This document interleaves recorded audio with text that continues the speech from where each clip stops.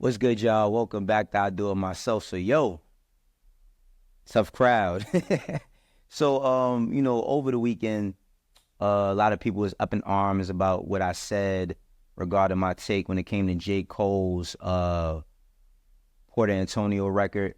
I don't take nothing I said back. You feel me? That's first and foremost. I ain't gonna talk too much about it today, but it is what it is, man. Like, I just want people to understand that, like, everything can be for clicks when it's something that somebody don't agree with. When you bigging somebody up, it's cool, but when you don't agree with what they're doing, then you clout chasing. All right, let's move on. Today, we're going to talk about the 2010s. So, yo, we usually have, like, some news stories we could tap into and all of that, but we ain't really got that today. So I decided, let's talk about some of my favorite moments of the 2010s. And these moments don't only involve, like, how could I say, they don't necessarily involve just mixtapes, or they just moments. Some of them, let me see. Actually, a few of them are mixtapes. But one in particularly, I want to talk about Meek Mill Snippet Work. So, yo, look, when this snippet hit the internet, I ain't gonna front. Yo, Meek Mill was on fire. Was this around 2010 or 2011? I think it was around 2011. After the Dream Chasers, well, right before Dream Chasers' first mixtape. Meek's first mixtape came out, and boy, did it have Twitter in a chokehold. Let's check it out. Ride with the stick, puffin' on the perv. Overtime on you niggas, gonna work. I'm gonna work. I'm gonna work. Yeah, so that snippet alone, like, what was crazy about it was, Meek had put that snippet up on his Twitter, prior to the song coming out, and what the record ended up being a beat that Lex Luger had gave to OJ the Juice Man. If you're familiar with OJ the Juice Man mixtapes, you know what I mean? The 6 Rings drink, that name of that record was actually 6 Rings. And I ain't gonna front, that's one of my favorite OJ the Juice Man records.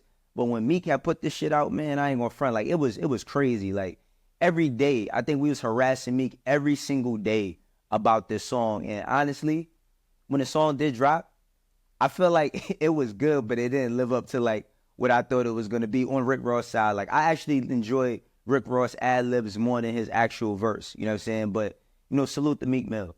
Let's go. So, listen, this is not a top 5 or, this is just a few of my best moments. And I want y'all to write y'all favorite moments of the 2010s, because we're going to do this a few times, because there's so many moments. I think that, like, someone asked me one time about, the golden era. And I said, I think everybody gets an opportunity to have the golden era. And in the 2010s, there's so many moments. I mean, so many moments that don't involve, like, the OGs that came prior to the artists that came out at that time. One of my next moments is the Crenshaw Nipsey Hussle mixtape. So remember when Nipsey dropped this tape and everybody was, talking about, like, yo, he charging $100 for a mixtape.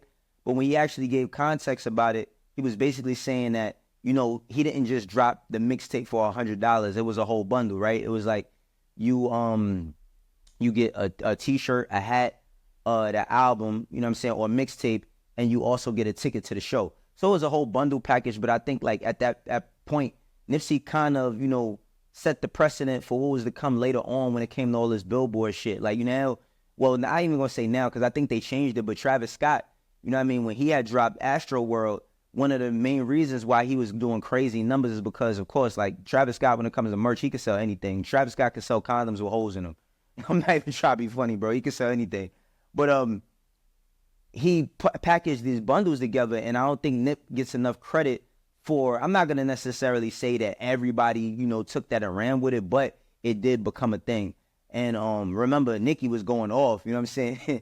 When she was saying about how, what was she saying? I remember her saying something about, like, yo, y'all talking about you can get a meet and greet to see Stormy and all of that, they daughter, and that's the reason why you have the #1. But honestly, I ain't gonna front, like, this project, it stood the test of time. Like, DJ Drama, it was hosted by DJ Drama. It's one of Nip's better records. But it set, like, a very, very high standard for delivery and how you roll your projects out. The whole conversation about Jay-Z buying or spending $10,000 worth on Nip's project, like, that was dope. And it showed, like, that independent grind. And of course, all of us that got something that we're trying to get up off the ground, you know what I'm saying? If you don't remember, or you do remember vaguely, go back to YouTube and just look up Nipsey's interviews when he was talking about that project. Okay, this next one, I don't even know if people know that this exists, but let's talk about it. Future and Gucci Mane free bricks. So yo, look, you know, early 2010s, we hear about Future, right? And for me, I'm one of them streets calling guys. That's one of my favorite Future mixtapes. I would actually love to see him perform, you know, Made Myself a Boss and a few other records from off of that project when him and Rocco was working together really heavily. But Free Bricks came. And when Free Bricks came, I ain't gonna front, it shook the internet. What bugs me out about that project is that, you know, I don't know what happened between Gucci and Future's relationship, but you kind of never seen them do too much work together after that or be seen with one another, and they got a whole project together. So, want to just salute it. You know what I mean? It's not too much to talk about. The project is self-explanatory, but gotta salute it. I think that, like, at that point, you know, Future being able to do something with Gucci, of course, Gucci at the time was the bigger artist, but, like, it really put Future's name set in stone when it came to mixtapes. Like, for us in New York, you know, we was up on Future, and a lot of people mess with Gucci Mane in the city. You feel me? But for him to do something with Future, it kind of solidified it. But then after that, you know, I don't know if they had a fallout or something, but I think Free Bricks 2 was Gucci and Young Scooter. You know what I'm saying? With Young Scooter, I don't know if you see my content, bro, but I wish that you would just take 1 year on just fully being a rapper. Like, Scooter drop a tape and get out the way. You know what I mean? Like, he get his money and go. But Scooter is one of my favorite artists as well. All right. Next project, this is another project, you know what I'm saying? Next project that I feel defines, you know, sound, a resurgence in New York City, and puts a stake in the ground, A Boogie's project, Artist. So, yo, this project, I ain't gonna front, I found out about A Boogie from my daughter at the time. My oldest daughter, she's 22, but I found out from her, I think at the time she was like 15 or 14 when this came out. And I remember her just saying, like, A Boogie with the hoodie. I'm like, what the hell is A Boogie with the hoodie? She's like, A Boogie with the hoodie. And it was a thing that, like, her and her friends that were at the time, I think she was in middle school. Yeah, she was in middle school at that time. You know, they were all sharing amongst each other, and it grew big, right? Oh, that's crazy. It grew big. It's crazy. But it went from the internet, you know what I mean, and young kids to the streets. And I think that, like, when people talk about A Boogie, they don't give him enough credit as being one of the top artists of New York. If you look at the past 14 years in New York City, don't get me wrong, we got some wins. You know what I mean? Like people always try to down New York, like we ain't had nothing in so long. But you know, we got A$AP Rocky. You feel me? We had you know, I mean, we got Nicki Minaj in the past 14. We got Cardi B. We got A Boogie. You know what I'm saying? I gotta shout out Casanova. You know what I mean? Free my man Cass, but Cass, even though a lot of people might not look at him as such a big artist, Cass found a way to be relevant every single year from the first time you saw him. Like, he would have a record or a movement, something going on every single year. And salute to Cass, you know what I mean? Hold your head, bro. But we've had, like, you know what I mean, numerous artists step in. Pop Smoke, unfortunately, Pop Smoke passed away, which I got to give credit to Pop within the 2010s. You know what I mean? Welcome to the Party was 2019. Got to give Pop his credit. Hey Flock, locked up, you know what I mean? But we've had some wins, you know what I'm saying? But I got to shout out, you know what I mean, Sleepy Hollow and Chef G. You know what I'm saying? They have been putting on for Brooklyn.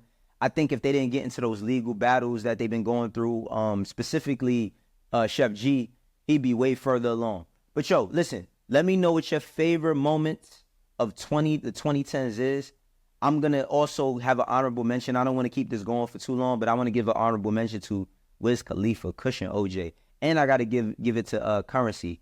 Man, Dom Kennedy, Big Sean. Yo, all right, this the first one, but we going to come back of our favorite moments of the 2010s. Make sure y'all drop, you know what I'm saying? Make sure that y'all drop your favorite moments, whether it's music, mixtapes, crazy things. Another honorable mention, Lil B t-shirt and buttons. When Lil B dissed Joe Buttons so fast in the way he did, it was hilarious, man. Like Joe even admitting to it being a moment. This is I Do It Myself. We will be back on Wednesday. For those that rock with me, you know how we do. And for the ones that don't, eventually you will. Make sure that y'all click on my Discord and follow my Discord so that we can start building a bit more. I'll catch y'all next time. Peace.